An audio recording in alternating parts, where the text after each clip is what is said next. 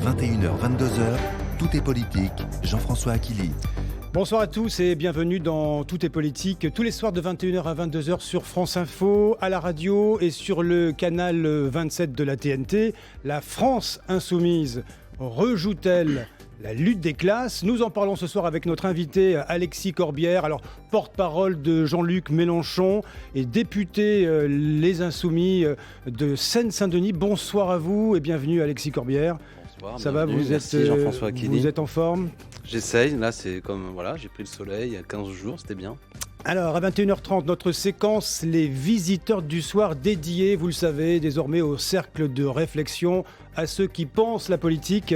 Faisal Afied, économiste de la Fondapol, la Fondation pour l'innovation en politique. Vous venez de produire un rapport en faveur de la réforme du marché du travail. Bonsoir, bienvenue. Bonsoir, merci. Vous aurez la parole tout à l'heure. Enfin, Agnès Verdier-Molinier, essayiste, on la connaît bien, auteure de l'ouvrage « Ce que doit faire le prochain président » chez Albin Michel, sera notre parti pris à 21h45. Patience, Agnès Verdier-Molinier. Vous avez participé, je crois, aux universités d'été du MEDEF et vous nous direz quelle est l'humeur des patrons. Tout est politique. C'est d'abord l'édito de Gilles Bornstein.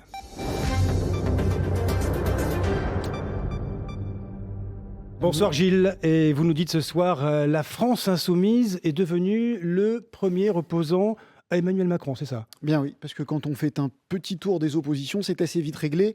Le PS est en état de mort clinique, pas de leader, pas d'électeurs, pas d'élus, pas de doctrine. Votre entreprise d'extermination de la vermine social-démocrate, comme on disait chez les trotskistes, a de ce point de vue-là parfaitement réussi. La droite, elle, a trop de chefs qui s'entretuent ou vont s'entretuer et toujours pas de ligne claire. Et vous avez gagné la guerre des fronts, la guerre entre le Front National et le Front de gauche.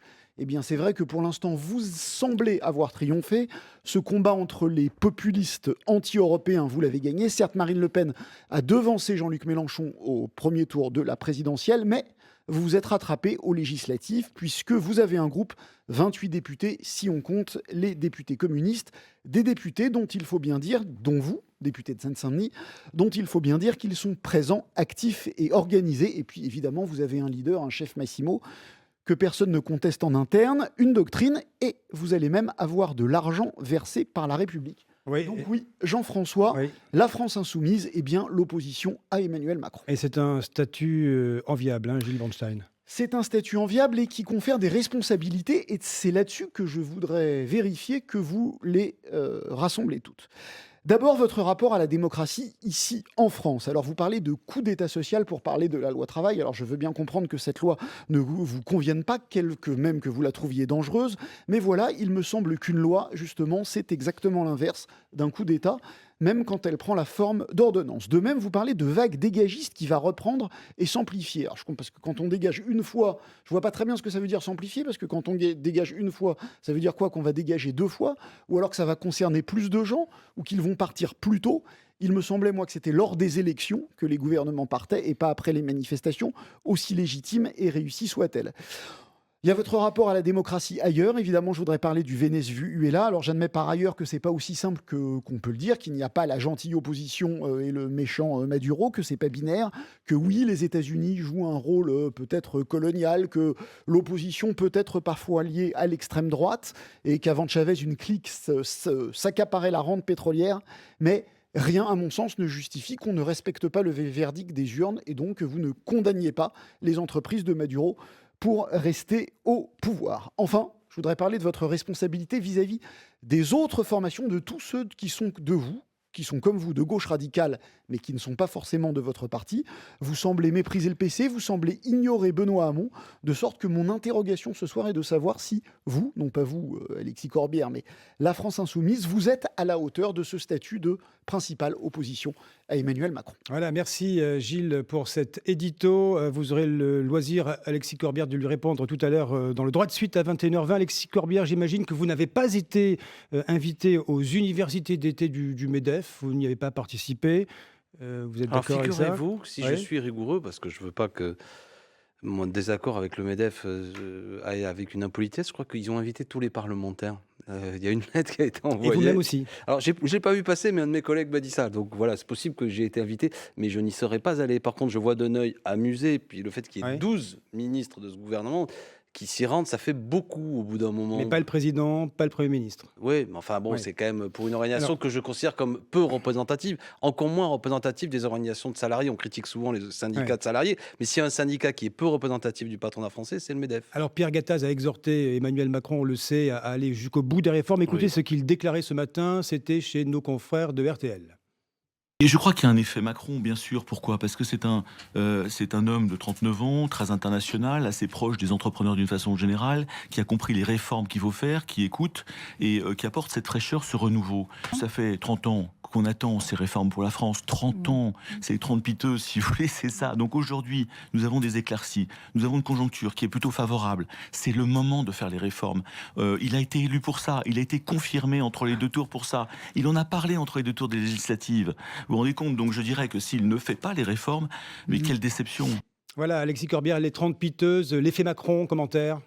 Ouais, c'est le discours lacrymal de M. Gattaz. Il est tout en train de se plaindre. Qu'est-ce on que lui c'est en comme donne- discours lacrymal? Bah, c'est que quand vous avez le CICE qui est mis en place par le gouvernement précédent, à la demande de M. Gattaz, qui a quand même coûté aux deniers publics près de 40 milliards d'euros, qui devait avoir pour conséquence de créer 1 million d'emplois. C'est beaucoup d'argent, 40 milliards d'euros, hein, qui est mis en baisse de cotisation que devait le patronat et qui n'a aucun effet sur l'emploi. Et j'ai même vu que sous le gouvernement précédent, il y avait quand même 1 million de chômeurs en plus. Quand il prend la parole, il ferait mieux de s'excuser, de présenter ses excuses aux Français, de dire je m'excuse, j'ai raconté que des bêtises, j'ai réclamé des baisses de cotisation qui n'ont eu aucun effet. On aurait pu créer beaucoup de choses plus intéressantes que seulement cet effet d'aubaine qui a amené à ce que des grands groupes qui n'en avaient pas besoin ont reversé encore plus de dividendes à leurs actionnaires.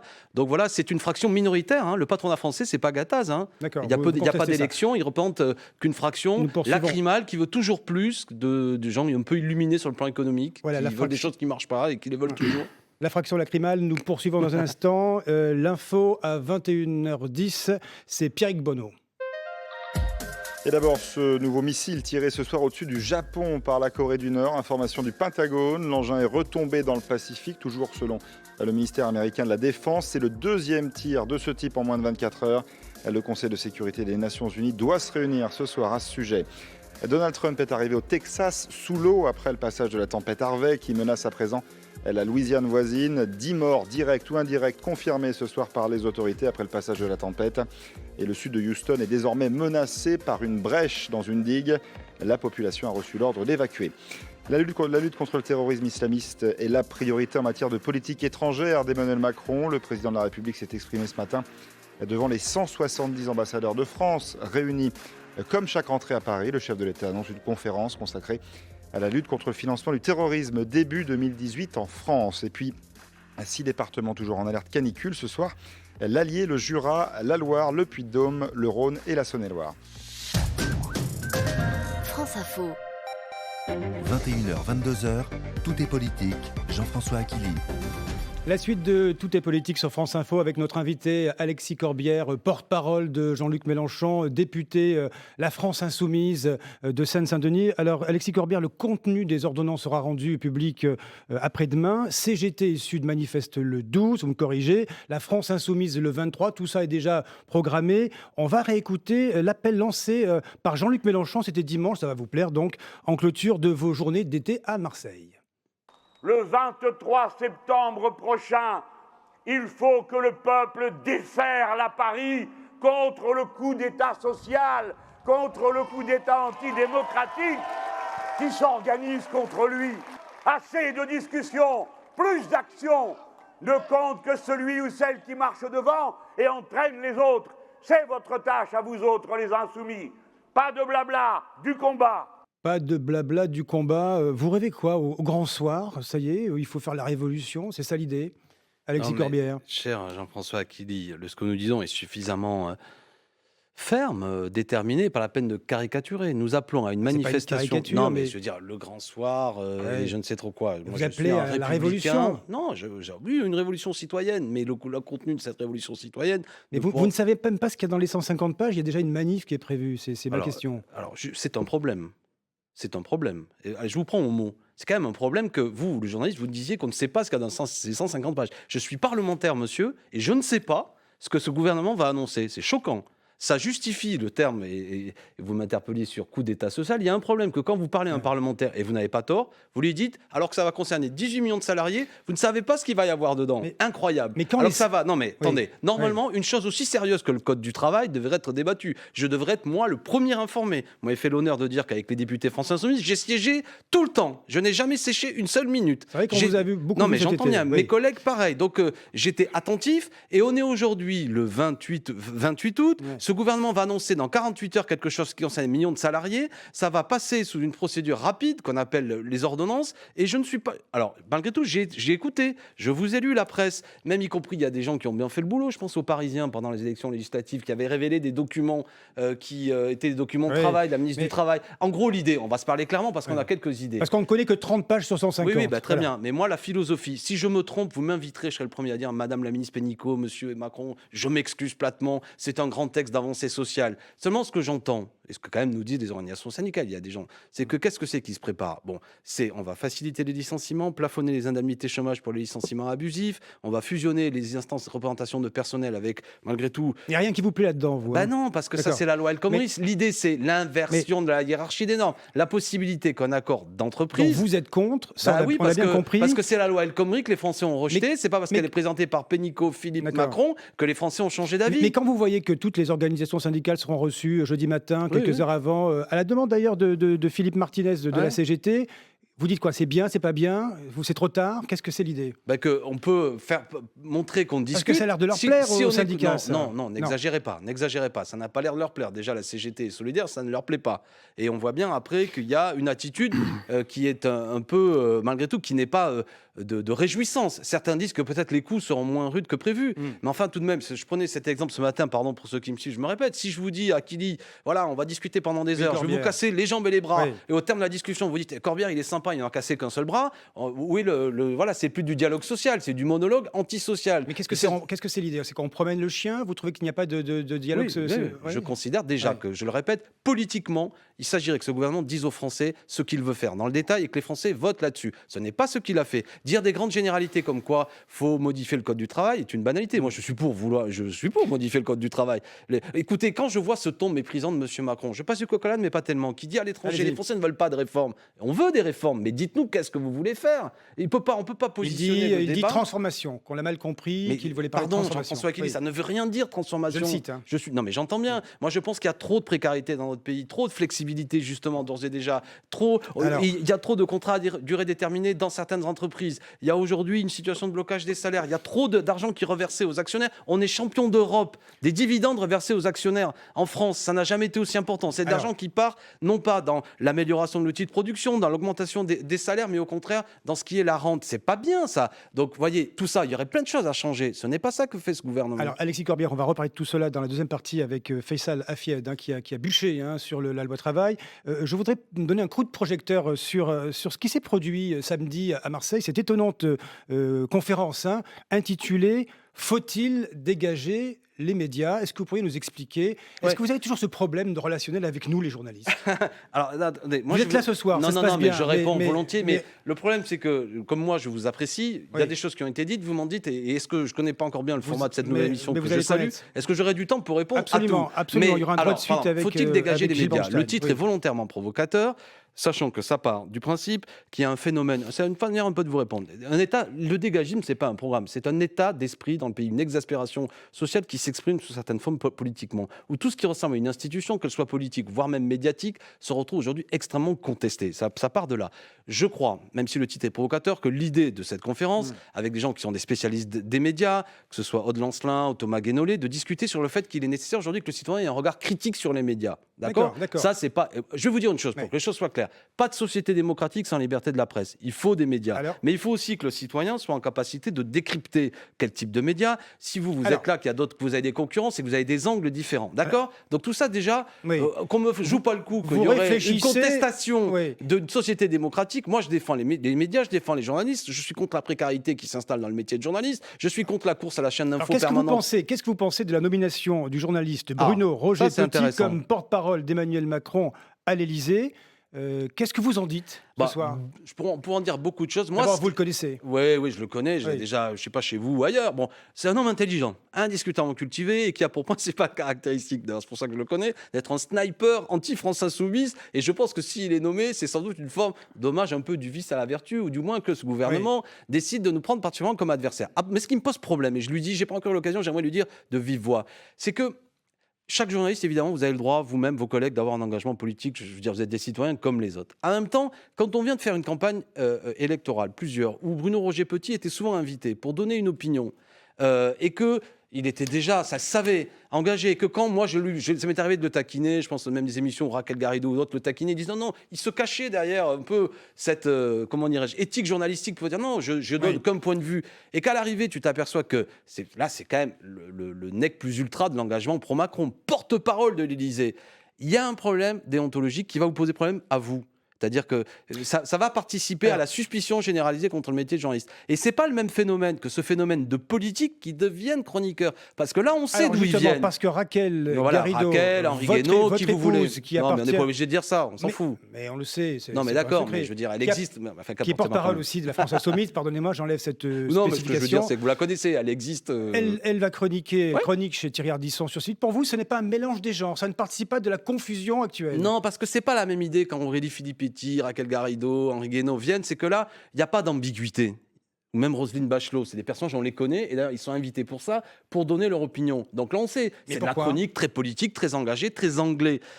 Moi, mais est-ce que ça ne fabrique pas du dégagisme, tout cela? Non, même mais dans ce sens-là. Mais le dégagisme, que les choses soient claires, même si moi, j'ai utilisé ce mot, c'est pas moi qui le fabrique. Et vous savez, ce ras-le-bol des Français oui, sur mais le mélange des Mélenchon, genres. Corbière et leur Foucault et leur je sais pas quoi, leur excès qui fabrique des politiques, peu importe. Oui, ce qui fabrique des politiques aller ce qui dans les fabrique le médias. dégagisme, cette impression que des citoyens aujourd'hui ont l'impression que le système est bloqué, que soit ça ne vaut plus la peine d'aller voter, je n'y vais pas, soit quand je vais voter, je pars d'une chose, je prends le bulletin qui permet de virer tous ceux qui me semblent assimilés au pouvoir précédent, quel que soit un peu le vote. C'est ça que ça veut dire. Moi, je souhaite une assemblée constituante, la 6e République, des élections. Mon programme, c'est pas dégager les tous seulement, ça ne veut rien dire, mais c'est comment cette énergie je l'utilise pour en faire quelque chose de positif. C'est bien compris. Dans un instant, le droit de suite, ce sera avec Gilles Bornstein. L'info à 21h20, c'est Pierrick Bonneau. La 19e université d'été du MEDEF a débuté dans les Yvelines ce soir. Pour le patron des patrons, Pierre Gattaz, les ordonnances sur le droit du travail vont être le curseur du mandat d'Emmanuel Macron et de sa volonté de réformer le pays. Fin de citation. Le MEDEF invite le gouvernement à aller jusqu'au bout de la réforme pour, dit-il, déverrouiller l'économie. 2 ans très exactement après la signature de l'accord de Paris sur le climat, Emmanuel Macron annonce que la France organisera le 12 décembre prochain un sommet international pour faire un point d'étape sur l'avancée de cet accord et mobiliser les financements. Un sommet organisé avec la Banque mondiale. Le sud de Houston, au Texas, menacé par une brèche dans une digue. La population a reçu l'ordre d'évacuer. Conséquence directe du passage de la tempête Harvey qui menace maintenant la Louisiane.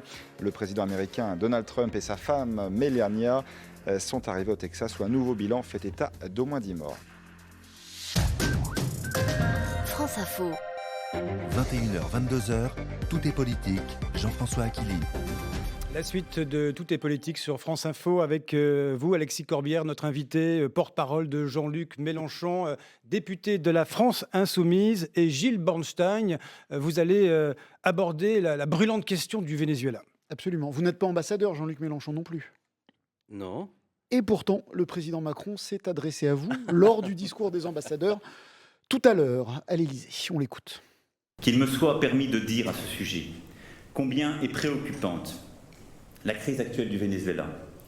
Une dictature tente de se survivre au prix d'une détresse humanitaire sans précédent, de radicalisation idéologique inquiétante, alors même que les ressources de ce pays restent considérables.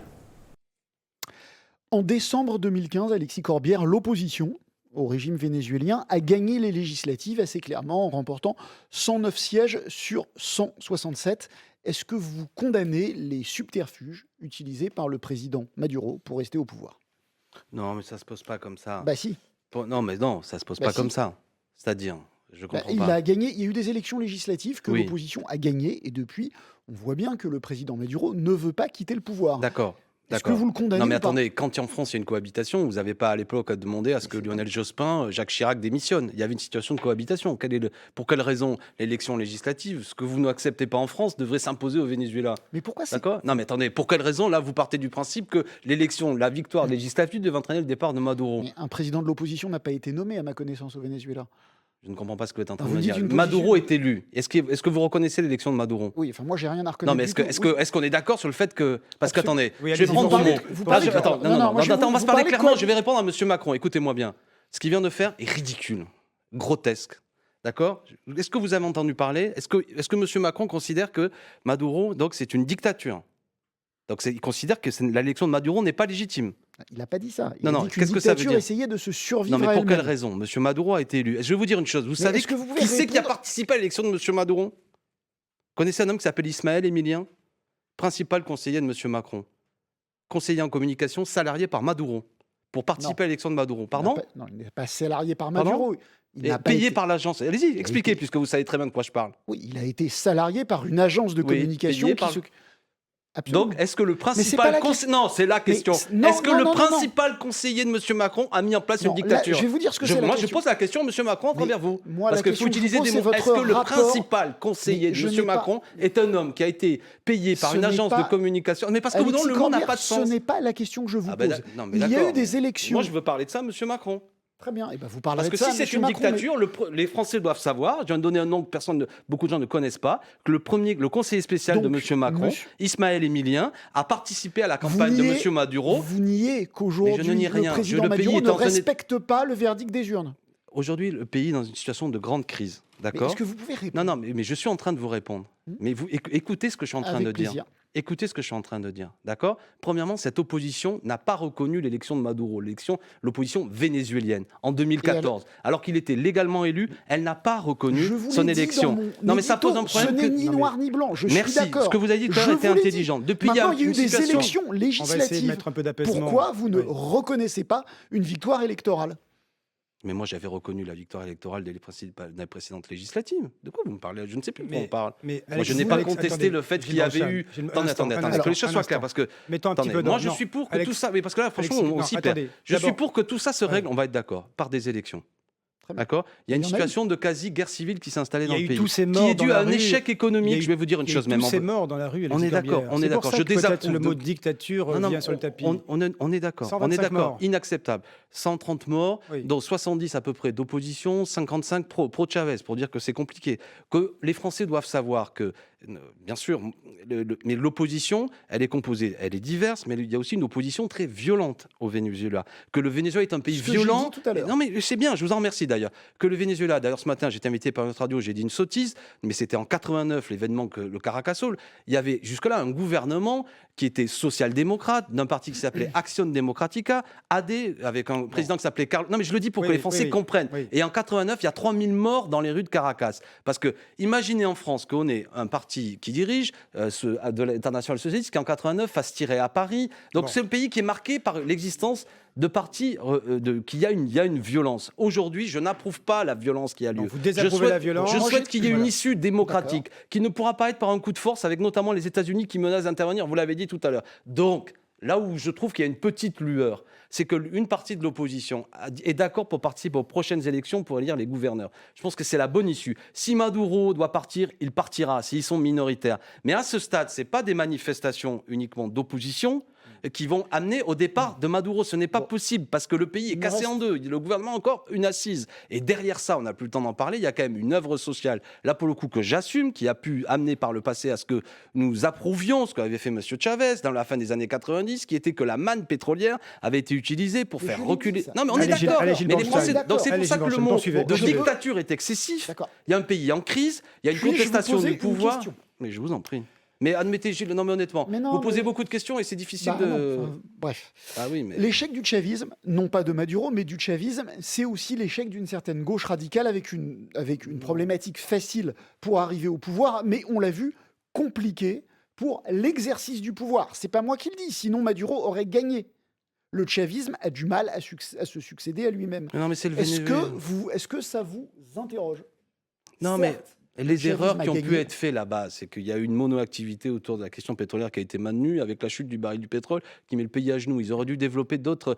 Mais tout de même, enfin, je veux dire, qui c'est qui a réussi là-bas? Les plans du FMI, ils ont mis le pays sans dessus-dessous. La corruption était incroyable. Ils n'ont pas réglé le problème d'ailleurs. L'insécurité a duré. Mais qui a réussi là-bas? Quand vous dites l'échec, en plus. Électoral. Oui, mais enfin, attendez, pour l'instant, sous Chavez, il y a 14 élections qui ont été remportées. Aujourd'hui, il y a une situation difficile. Je souhaite, je le répète, que le peuple vénézuélien s'exprime. Si Maduro et ses amis, que le peuple vénézuélien leur demande de partir, ils partiront. Et je contesterai s'ils se maintiennent. Mais c'est plus compliqué que ça. Merci Alexis Corbière. J'espère qu'on a été clair. Dans quelques instants, on reprendra dans quelques instants la suite de Tout est politique sur France Info.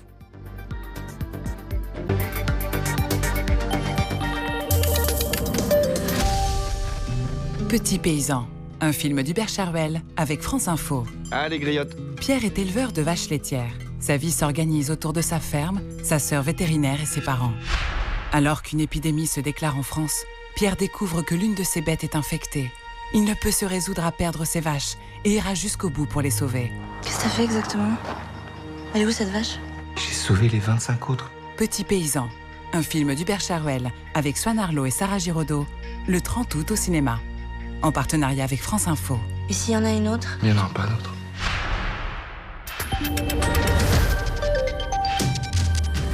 France Info Météo avec Calipage. Toute la papeterie et toutes les fournitures scolaires. Rendez-vous dans l'un de nos magasins ou sur calipage.fr.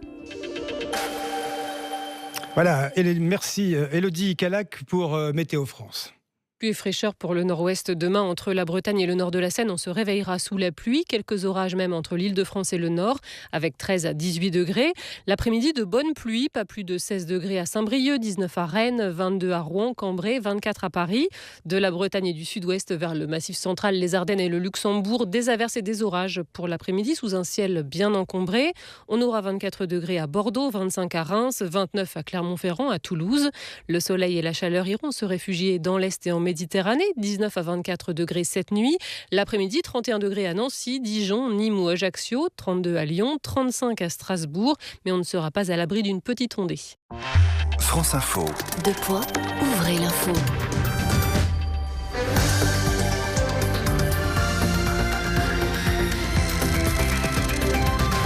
France Info, il est 21h30. François Lepage pour le journal. Toujours aucune trace de Maëlys. Après un 3e jour de recherche en Isère, la petite fille de 9 ans a disparu dans la nuit de samedi à dimanche lors d'un mariage à Pont-de-Beauvoisin. La procureure de Bourgoin-Jallieu n'écarte plus l'hypothèse criminelle et l'enlèvement, mais toutes les pistes restent d'actualité et tous les moyens possibles sont mis en œuvre pour retrouver l'enfant. Les détails avec Mathilde Lemaire. Les recherches entrent dans une deuxième phase. On ratisse de nouveau le secteur. Les plongeurs ressondent tous les plans d'eau, notamment la rivière située à 500 mètres de la salle des fêtes. Les spéléologues passent une nouvelle fois au peigne fin les égouts et canalisations. Par ailleurs, les enquêteurs épluchent toutes les vidéos et photos prises lors du mariage et terminent d'entendre les 180 invités. Ils recensent et contactent aussi les 250 personnes présentes aux 2 autres fêtes organisées dans le village la nuit de la disparition. Un travail de titan à mener dans l'urgence. La porte-parole de la gendarmerie, le lieutenant-colonel Lejeune. C'est quasiment tout un département, une centaine de gendarmes qui sont mobilisés pour pouvoir entendre le plus rapidement possible les différentes personnes.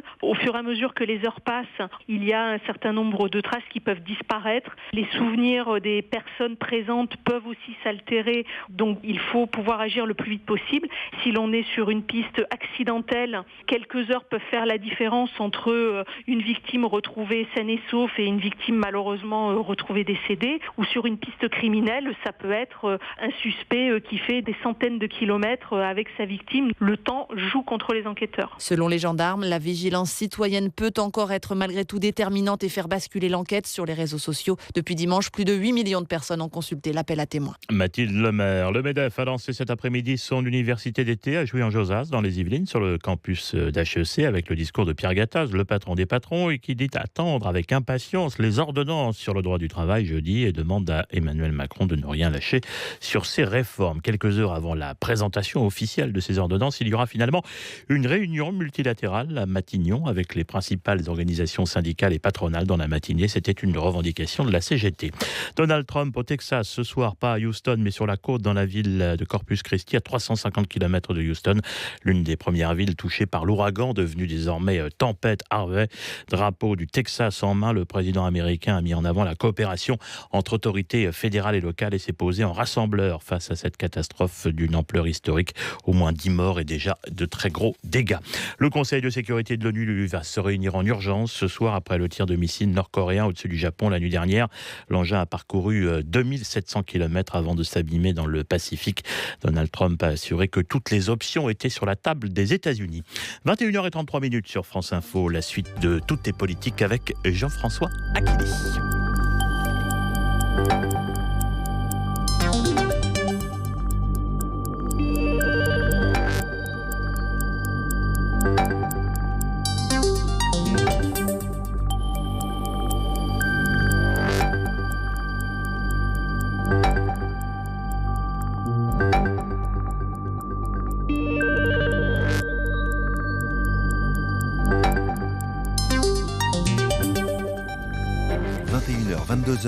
Tout est politique. Jean-François Aquili. Voilà la deuxième partie de Tout est politique sur France Info avec notre invité Alexis Corbière, député de la France Insoumise, porte-parole de Jean-Luc Mélenchon. Gilles Bornstein est à mes côtés. Nous allons donner la parole à notre visiteur du soir. Je vois qu'à côté Agnès s'impatiente, Agnès Verdier-Molinier. Patience, vous aurez la parole aussi pour nous parler tout à l'heure de l'humeur de ces patrons dont on parle beaucoup aujourd'hui. Alors Faisal Afied, bonsoir, donc rebonsoir. Vous êtes essayiste, vous êtes économiste à la Fondapol, la Fondation pour l'innovation politique, et vous venez de publier Marché du travail, virgule, pour la réforme, point d'exclamation. En clair, vous êtes, vous, un ardent défenseur de cette réforme du Code du travail, c'est cela? Expliquez-nous ça. Alors, oui, en fait, je pense que la réforme du Code du travail telle qu'elle a été présentée dans les médias, tel que le débat a pu suivre son cours depuis maintenant 2 mois, conduit à une forme de... Enfin, le discours est un petit peu galvaudé. Je pense qu'il faut revenir. Vous voulez dire qu'on explique mal on explique très très mal. Ah bon, d'accord. Je pense qu'il faut. On entend des mots comme flexibilité, comme dualité, et finalement on ne dit pas ce qu'il recouvre. Il recouvre des choses très simples. Aujourd'hui, si on veut flexibiliser le marché du travail, c'est parce que le marché du travail, et en particulier en France, est particulièrement dual. C'est-à-dire que vous avez des gens qui sont à l'intérieur de l'emploi. Des gens qui sont protégés par leur diplôme, qui sont liquides dans la mondialisation, et vous avez des gens qui sont à l'extérieur de l'emploi. Vous voulez dire exclus du marché du travail? Exclus du marché du travail. Donc ce sont des gens qui sont dans le contrat court, dans le CDD, principalement des femmes, principalement des jeunes, 35% de jeunes en CDD, principalement des gens qui ont de faibles qualifications.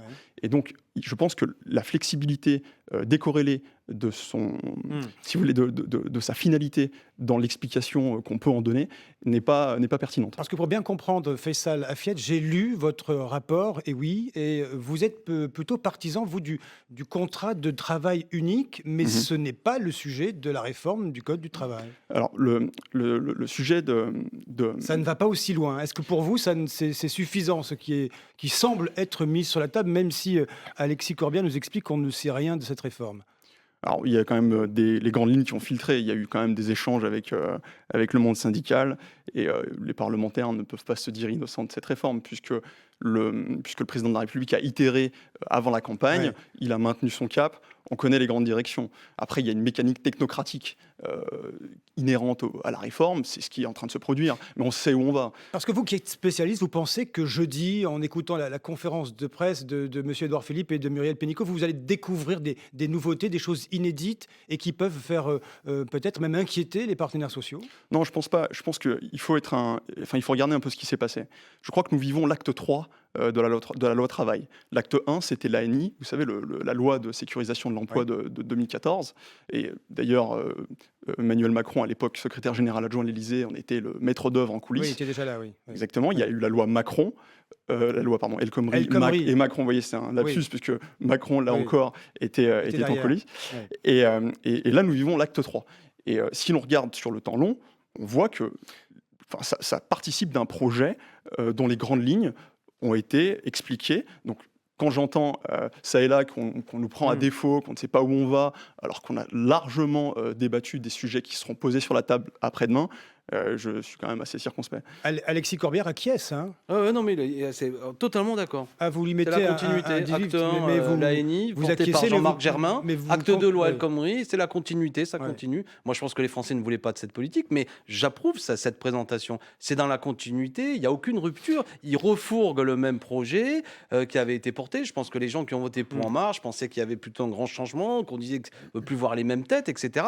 Et en fait, les têtes ont changé, mais l'idée reste la même. Bon, bah voilà, moi, après, ça n'a pas été présenté comme ça, c'est le moins qu'on puisse dire pendant la campagne présidentielle. Monsieur Macron n'est pas venu devant les Français en disant « faut continuer la loi El Khomri, elle n'est pas allée assez loin, etc. » C'est pas ça que j'ai entendu. Gilles Bernstein. Il y a en France aujourd'hui, on s'accorde à dire qu'il y a une certaine reprise de l'activité économique et un mieux sur le front du chômage. Est-ce que pour vous, l'acte 1 et l'acte 2, ils sont donc totalement étrangers? Vous posez la question à Alexis Corbière. Oui, j'ai compris. Non, mais moi, attendez, le mieux sur le front du chômage, les chiffres que j'ai vus du chômage... Le mois dernier, mais il y a un mieux sur l'activité économique. Oui, dont on a vu tout à l'heure. Les deux précédents choix de flexibilité. Et j'ai donné une réponse tout à l'heure, qui est qu'en France aussi, on considère que beaucoup, la reprise de cette activité économique est beaucoup captée par une forte reversion aux dividendes. C'est ça le problème, c'est qu'on a quand même un type d'aujourd'hui de structure économique qui fait que même quand il y a une reprise, ça ne profite pas nécessairement, c'est pas réactivé dans la machine économique tel que moi je le souhaiterais. Voilà, non mais après c'est des petits effets, franchement, on peut quand même regarder sur le lourd. C'est d'ailleurs peut-être une erreur de M. Hollande de vouloir chaque mois nous montrer, nous parler du chômage, ça lui a coûté cher. Sur la tendance lourde qu'on a vue, on a quand même un chômage qui reste très important et je ne vois pas de grands projets économiques en capacité, parce que c'est ça qu'il faudrait. Les entreprises, elles font leur boulot plus ou moins sérieusement. Mais moi, ce que je pense, c'est que le responsable politique que je suis, c'est qu'il faudrait un État qui montre une direction. Par exemple, la transition écologique, ça pourrait être une belle idée. Bon, il n'y a rien de ça. Donc on regarde le marché et on attend qu'en fonction des fluctuations de la situation mondiale, ça monte ou ça descend. C'est à courte vue. Faisal Hafed, vous diriez quoi? Vous peut mieux faire, cette loi, elle est suffisante? Elle vous paraît, de ce que l'on en sait, rapidement, ça vous paraît nécessaire et suffisant, ou il faut faire plus, aller plus loin? Alors, moi, je pense qu'il y a de bonnes choses. Évidemment, l'idéal pour moi, ce serait d'écraser cette dualité avec un contrat de travail unique, flexible. Donc ça ne va pas assez loin. D'ailleurs, dans ce sens, de nombreux travaux abondent dans ce sens. Je pense aux travaux de Jean Tirole, notre prix Nobel d'économie. On pourrait citer Francis Cramarts, Pierre Cahuc. Nobel français, oui. Tout à fait. Et beaucoup de travaux disent l'inverse. On est d'accord, c'est une école économique fortement contestée. Non, mais ne donnez pas l'impression d'une légitimité. Monsieur Tirole est un économiste libéral, bien connu. Vous allez lui répondre juste après. L'info à 21h40 sur France Info. C'est Pierrick Bonneau. Au moins 10 morts selon le dernier bilan au Texas après le passage de la tempête Harvey. Le président américain Donald Trump est sur place où il a rencontré les secours qui viennent en aide aux victimes. Air Force One atterrit à plus de 300 km de Houston. Houston où une digue menace désormais de lâcher dans le sud de la ville. Les habitants ont reçu l'ordre d'évacuer. Un petit nouveau dans l'équipe de communication qui entoure Emmanuel Macron. Le journaliste Bruno Roger Petit devient porte-parole de l'Élysée, âgé de 54 ans. Bruno Roger Petit aura notamment pour mission d'animer le compte Twitter de la présidence. Il n'y avait plus de porte-parole à l'Élysée depuis près de 10 ans. La Turquie s'éloigne à pas de géant de l'Europe. L'avertissement du président de la Commission européenne, Jean-Claude Juncker, à Ankara, qui multiplie ces derniers mois ses atteintes aux droits de l'homme et à l'état de droit. Jean-Claude Juncker soupçonne le président turc Recep Tayyip Erdogan de saboter le processus d'adhésion, de négociation d'entrée de la Turquie dans l'Union européenne. France Info. 21h, 22h, tout est politique. Jean-François Aquili. Tout est politique, la suite avec notre invité ce soir, Alexis Corbière, député de la France Insoumise. Faisal Hafed, vous êtes économiste à la Fondapol, et Gilles Bernstein. Alors Faisal Hafed, répondez à Alexis Corbière, qui vous a un petit peu mis en cause. Vous ne seriez qu'une école de pensée, et au fond, on pourrait dire tout et son contraire. Alors, une école de pensée, je ne sais pas, mais aujourd'hui, on bénéficie des retours d'expérience de certaines des politiques qui vont être probablement conduites dans le cadre des ordonnances. Je pense au contrat de travail à droit progressif italien qui a été mis en place par le président du Conseil. Donc l'expérience chez Matteo Renzi. Exactement, sur le plafonnement des indemnités prud'homales, non pas des indemnités de chômage, qui a été conduite en mars 2015 par le président du Conseil italien. Et on a observé au cours de l'année glissante suivante, c'est-à-dire de mars 2015 à mars 2016, une baisse du taux de chômage spectaculaire, j'insiste sur cet adjectif, de 1% en Italie. Donc Je ne sais pas si on est Pourquoi raison on n'a pas Alexis un Corbière. retour en France de la loi El Khomri? Nous, on l'a demandé à Mme Pénicaud. Déjà qu'on ait une Et étude, qu'est-ce que parce vous que dites j'aime quand vous on a voyez que ça toujours se un passe pays bien à sortir. D'accord. Non, Qu'est-ce mais que vous en dites France, sur par exemple, les la exemples loi El Khomri, italiens on aurait pu avoir un retour Ouais. d'évaluation, par exemple, ça aurait été plus intéressant. Parce que moi, j'approuve cette idée, cette présentation, comme quoi c'est la continuité de choses qui ont déjà été faites. Et moi, j'ai vu le chômage continuer à s'approfondir. On me dit toujours, Mais si ça ira marche, mieux la prochaine fois. Alexis Corbière, écoutez bien ce que dit notre expert Oui. de la Fondapol. Si ça marche en Italie, est-ce que Vous avez c'est un vu peu- le taux de chômage en Italie, à quoi il est tombé? À combien il est le taux de chômage en Italie? Fait ça, la fièvre. 11,4%. D'accord, ok.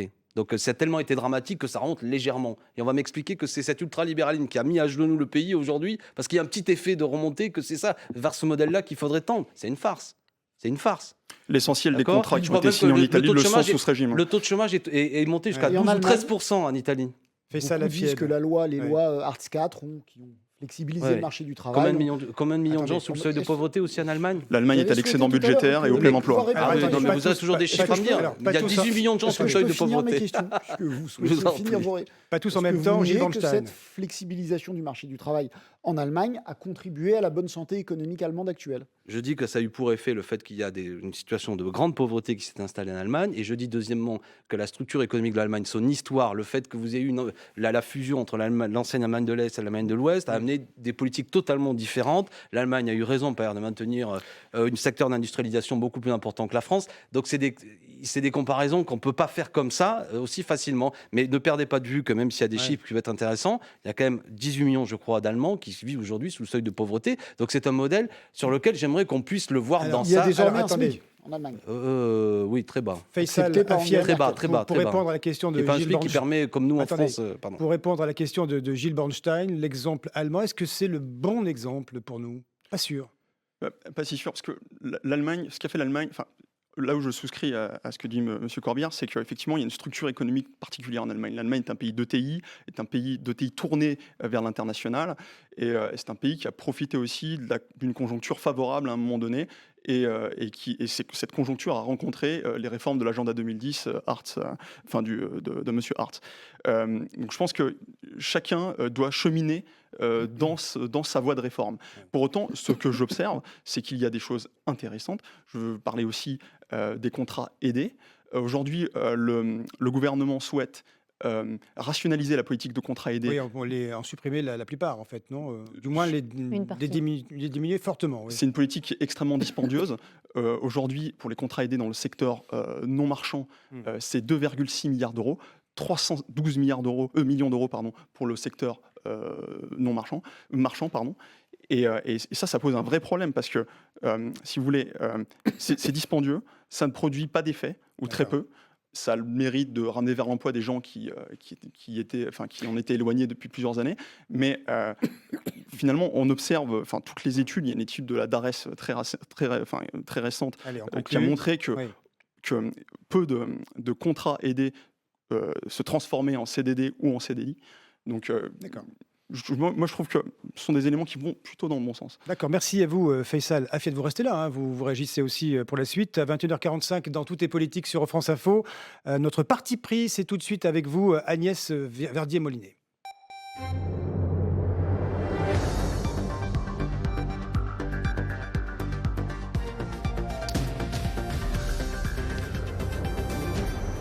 Alors Agnès Verdier-Molinier, vous avez, je le disais tout à l'heure, passé une partie de votre journée à jouer en Josas, aux universités d'été du MEDEF, et vous êtes, si je puis dire, passez-moi l'expression, venu vous finir ce soir sur France Info. Est-ce que la journée a été dure pour vous?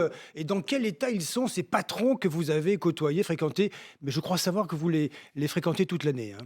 Non, mais ils ont beaucoup d'espoir que certaines réformes arrivent enfin. Et après, on n'a pas encore les textes des ordonnances, vous l'avez dit tout à l'heure. On attend ces ordonnances pour savoir ce qu'il y a vraiment dedans, parce qu'on peut très bien avoir un packaging de la réforme qui soit très séduisant et se rendre compte qu'à l'intérieur, il n'y a pas cette fameuse inversion de la hiérarchie des normes, cette idée de discuter, de passer des accords au plus près des entreprises, entre l'employeur, l'entrepreneur et ses salariés directement. La question du référendum, à laquelle moi je tiens énormément, à laquelle on tient à la Fondation IFRAP, qui est l'idée cette fondation libérale pour la recherche sur les administrations et les politiques publiques. Voilà, qu'on puisse faire un référendum à l'initiative de l'employeur et pas simplement à la demande des syndicats. C'est pas un peu violent, ça? Non, c'est pas violent. Mais on sait très bien justement l'idée. C'est le moyen pour les patrons de faire voter n'importe quoi. C'est justement l'idée d'avoir une relation directe. On est en pleine démocratie participative. On est en plein dans l'idée d'avoir un contact direct et un dialogue permanent. Et on se dit toujours qu'il faut que des syndicats qui représentent combien de pourcentage des salariés en France, qui représentent 8%, dans une 8% au total. Le patron sait qui et vote alors, quoi. Et alors, il vaudrait mieux que ce soit la CGT ou autre qui envoie quelqu'un qui n'est pas dans l'entreprise pour négocier. Non, parce qu'aujourd'hui, en France, il y a un problème. Il y a une grosse crise de la représentation syndicale. Et cette représentation, elle est très, très faible. On a parlé de beaucoup de pays européens autour de nous. Qu'est-ce que vous dites? Pas assez de syndicats? Pas assez de salariés syndiqués. Bien sûr, il n'y a pas assez de salariés syndiqués. Quand on est à 8%, des salariés représentés par les centrales syndicales. Adhérents. Mais oui, mais attendez, Alexis Corbière, c'est le sujet. C'est le sujet, l'adhésion. Alors attendez, Alexis Corbière. L'adhésion, c'est le sujet. C'est le sujet, l'adhésion. Parce que, résultat, on a des syndicats qui ne sont pas financés par les adhésions en France, qui sont financés à 80% par des financements publics, alors qu'ailleurs, c'est l'inverse. Donc, il faut se poser la question justement de cette représentativité, de ce changement sur le syndicalisme. Tant qu'on n'aura pas rénové le syndicalisme en France, on n'arrivera pas à avoir des consensus intéressants sur les réformes. Et ça, un syndicat non représentatif, c'est le MEDEF. Lui, il n'y a quasiment pas d'adhérents. Et parle tout le temps au nom du patronat. Mais justement, il n'y a même pas d'élection, je crois, justement, il y a beaucoup d'entreprises adhérentes. Donc, parmi les premiers syndicats non représentatifs, vous classez le MEDEF. Et la question de la représentativité et la question du paritarisme sont des sujets qui sont à voir et du côté patronal et du côté syndical. Quand j'interviens, par exemple, pour dire qu'il va falloir, derrière cette question des ordonnances, derrière cette question de la réforme du droit du travail, s'attaquer à la question de la gestion de l'assurance chômage, de la gestion de l'assurance maladie aussi, de la gestion des caisses d'allocation familiale. Là, on a toute une dépense publique de l'ordre de 600 milliards d'euros qui sont co-gérés par les partenaires sociaux et sur laquelle il y a une part de cotisation et de salaire différé. C'est de l'argent qui appartient aux salariés. Donc c'est un peu normal que les salariés gèrent eux-mêmes dans ces caisses. La question, c'est la mauvaise gestion aussi qui est liée à l'organisation paritaire de la France. Aucun pays ne fonctionne comme ça. On a fait des recherches abouties. Il n'y a aucun autre pays qui a confié les clés de 600 milliards de dépenses publiques à une association de gestion à la fois du côté patronal et du côté syndical. Agnès Verdier-Molinier, vous qui avez passé une partie de la journée au MEDEF, qu'est-ce que vous dites ce soir? MEDEF qu'Alexis Corbière juge non représentatif du patronat. Très faiblement. Faiblement représentatif. Qu'est-ce que vous dites ce soir? Vous dites qu'au fond, les patrons semblent insatisfaits. On va poursuivre... Non, je ne dis pas ça. Oui. Je dis qu'ils sont en attente de véritables réformes, qu'ils attendent les textes des ordonnances avec impatience pour voir si on aura vraiment cette négociation directe entre les salariés et leurs employeurs, si on aura cette possibilité d'augmenter derrière aussi le temps de travail, parce que c'est ça la question qu'on ne prononce pas, mais c'est la question centrale. Sans augmentation de salaire, on est d'accord. La question aussi de pouvoir aussi peut-être licencier plus facilement. Je sais que ça ne plaît pas à Alexis Corbière, mais le sujet c'est ça, c'est la peur de l'embauche. Pourquoi on n'embauche pas? On n'embauche pas parce qu'on sait que c'est difficile de licencier derrière. Si on permet de flexibiliser, on a derrière la possibilité d'embaucher plus. On en parle dans un instant. Merci à tous les deux. Ne bougez pas. Il est 21h50. L'info, c'est avec vous, Pierrick Bonneau. Il n'y a toujours pas de nouvelles en Isère de Maëlys, la jeune fille de 9 ans perdue de vue depuis samedi soir. La plupart des invités du mariage où elle a disparu ont été auditionnés. Une perquisition a eu lieu hier chez le gardien de la salle où avait lieu la fête. Au total, 250 personnes vont être entendues et toujours pas de piste privilégiée ce soir selon la procureure de Bourgoin-Jallieu. Donald Trump est arrivé au Texas sous l'eau depuis le passage de la tempête Harvey qui menace à présent la Louisiane. Un test pour le président qui affiche sa volonté d'unir le peuple américain face à cette terrible tragédie. 10 morts directs ou indirects confirmés par les autorités après le passage de la tempête et le sud de Houston est désormais menacé par une brèche dans une digue. La population a reçu l'ordre d'évacuer. Alerte canicule toujours en vigueur ce soir dans 6 départements du centre-est de la France, l'Allier, le Jura, la Loire, le Puy-de-Dôme, le Rhône et la Saône-et-Loire. Alerte valable jusqu'à jeudi matin minimum. France Info. 21h, 22h, tout est politique. Jean-François Aquili. Merci Pierrick. La suite et la fin de Tout est politique sur France Info avec nos invités, Alexis Corbière, député de la France Insoumise, porte-parole de Jean-Luc Mélenchon, avec vous Faisal Hafid, économiste à la Fondapol en faveur de la réforme du travail, avec Agnès Verdier-Molinier qui a passé une partie de sa journée au MEDEF, et Gilles Bornstein. Alors Alexis Corbière, c'est le principe, les patrons, disait tout à l'heure Agnès Verdier-Molinier, les patrons n'embauchent plus parce qu'ils ne peuvent plus débaucher, d'où la loi travail, et on tourne en rond. Non, mais moi j'ai trouvé, je veux rendre hommage à Agnès Verdier-Molinier, en plus on se connaît, moi j'apprécie, au moins elle parle clair, il n'y a pas de...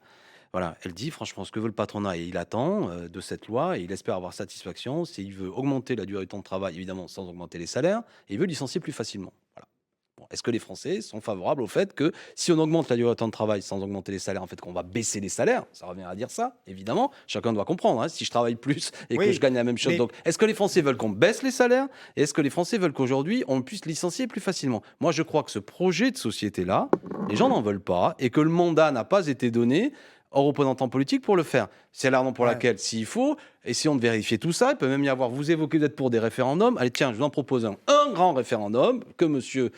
Macron nous dise, voilà ce que je vais faire. Ça concerne 18 millions de salariés.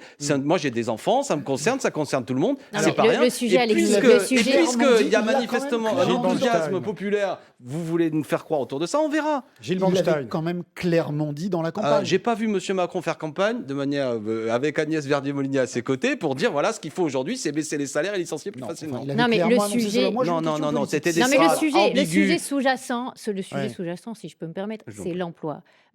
Tout à l'heure, vous avez dit, Alexis, on n'a pas véritablement baissé le chômage.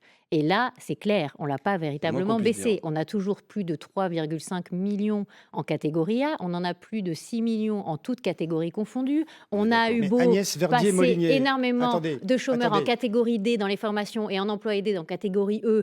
On voit bien. Est-ce que vous pouvez dire qu'on a besoin de patrons qui puissent licencier aussi facilement s'il n'y a pas de sécurité pour les salariés? Ce que je veux dire, c'est qu'on a besoin de créer les conditions de l'embauche. Il y a énormément d'indépendants en France qui n'embauchent pas, qui travaillent tout seuls. Vous en connaissez tous autour de vous, j'en connais autour de moi, qui n'embauchent personne pour les aider parce qu'ils savent très bien que le jour où ils ont moins d'activité, c'est très compliqué. Personne ne peut dire le contraire en France. Le sujet, c'est pas de licencier. Il y a des CDD, on peut licencier. Mais le sujet, quand on a un chantier, on peut embaucher des gens sur 3 mois, 6 mois. Le sujet, c'est pas une affection pour le licenciement. Le sujet, c'est de savoir comment on fait le jour où il y a une baisse de l'activité, pas de carnet de commandes et une obligation de licencier de manière économique. Ce que nous avions proposé à la Fondation IFRAP et qui n'était pas exactement ce que choisit le gouvernement avec cette barémisation des indemnités dans le cas de licenciement abusif, c'était de redéfinir la définition de la cause réelle et sérieuse en disant qu'une entreprise qui se réorganise, qui finalement change d'objet social, etc., qui peut évoluer, et bien à un moment on peut considérer que oui, il y a une cause réelle et sérieuse du licenciement économique. Et derrière, on déverrouille énormément.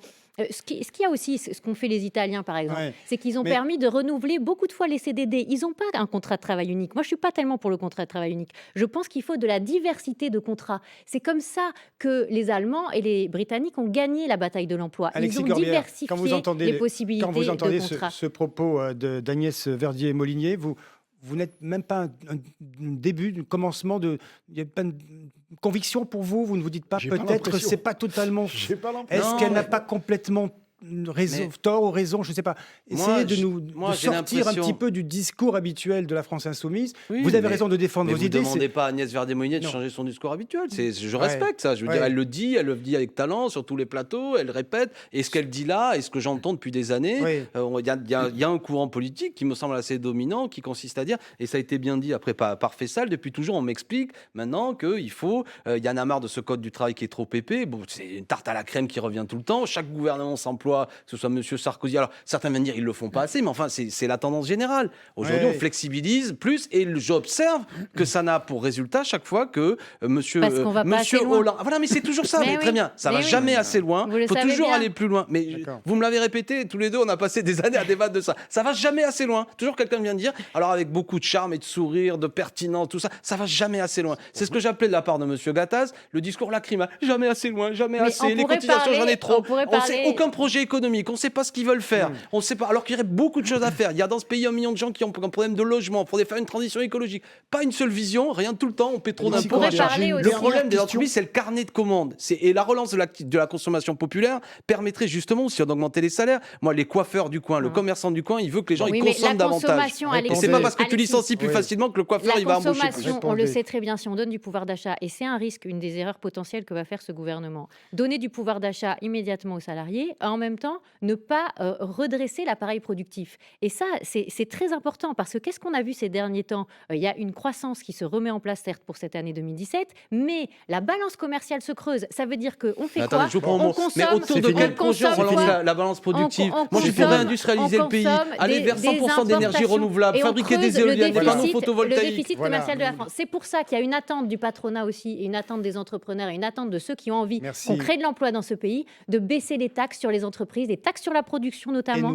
Ça, c'est un volet très important, et on est en attente sur ce sujet. Et nous verrons bien ce qu'il y aura dans les fameuses ordonnances. C'est jeudi, 150 pages.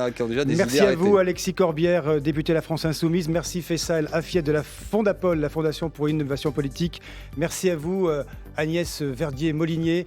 Merci d'avoir participé à cette émission après votre journée au MEDEF. Merci à Gilles Bornstein. Et je vous dis à demain pour une prochaine édition de Tout est politique sur France Info.